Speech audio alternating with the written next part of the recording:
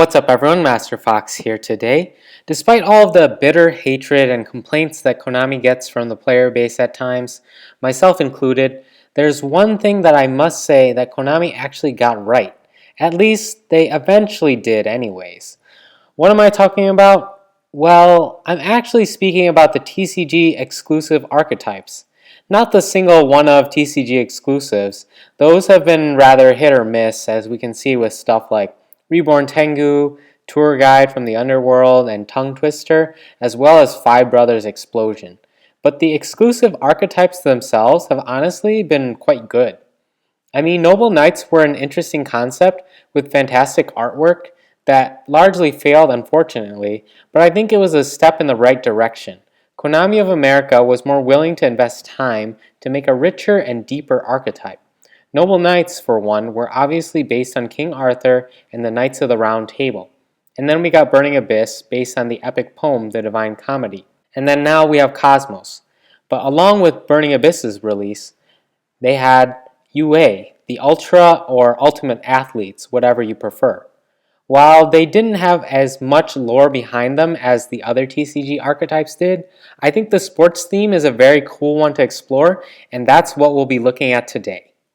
I recently found that UA are very good in all-around matchups in this current meta. After the slaughter of Pepe, UA is free to come out to play with the likes of Monarchs and Cosmos.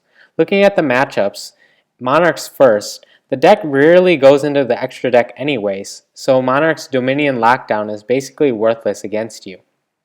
Of course, they do have the Fiends, both of them, which are still very scary for your deck, but that's a given for almost any other deck anyways, so it's not really a big negative to UA here. UA can actually run Stormforth as well and give Monarchs a taste of their own medicine, which is very good and gets around most of the Fiend's effects anyways. Not to mention the fact that Ace on the first turn can negate Adea, which halts all their plays too. And then you can match them tooth for tooth in terms of power as well. Monarchs can pump out 2800 attack beat sticks, which can jump up to 3600 attack under Dominion, but Dunker hits 3k attack with UA Stadium, and Slugger matches their base attack at 2800 as well under Stadium, and that's without mentioning Jersey, which is a ridiculous card in its own right. Speaking of Jersey, in the Cosmo matchup, the card is a godsend against Dark Destroyer. Whereas most decks struggle against this very resilient ship, a Jerseyed Slugger can just ram over the ship and attack again, dealing a grand total of 3900 damage. And that's through a Dark Destroyer. Oh, and did I mention the fact that Dark Destroyer won't even get to float from this?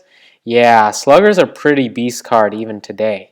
And Penalty Box is still extremely annoying for any deck that can't remove it right away, as it's essentially free, continuous, non-targeting removal. Sure, it's only temporary, but 2 turns is basically forever in modern Yu-Gi-Oh! It's not like they'll be seeing it back. Either you'll win by then, or you'll have lost by then.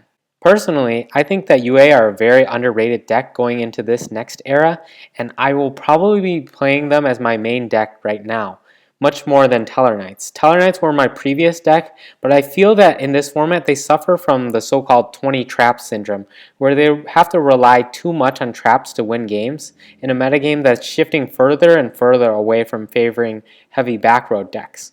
Add to that the fact that Monarchs will wreck your day, and it doesn't give too much hope to Teller Knights as a whole deck. You can play a pretty strong game with the right floodgates though, but I'm tired of playing that style against these faster decks. Having to curb the flood is starting to get old, especially when you're playing slow decks all the time. UA can go toe-to-toe with these decks just as well, and their strategy is pretty simple. They're just beating your opponent over the head with really strong monsters. And that sounds good enough for me right now. And come on, who doesn't enjoy dunking some noob lords now and then? Add to that the fact that the deck is dirt cheap and you have a really nice deck on your hands. Now, if only Konami would give us our hockey players. Well, that's pretty much it for this video. Tell me what you guys think in the comments section below. Do you guys agree, disagree? Do you think UA has potential to be a good deck this format? And that's pretty much it for this video. I'll see you guys in my next video. Thank you.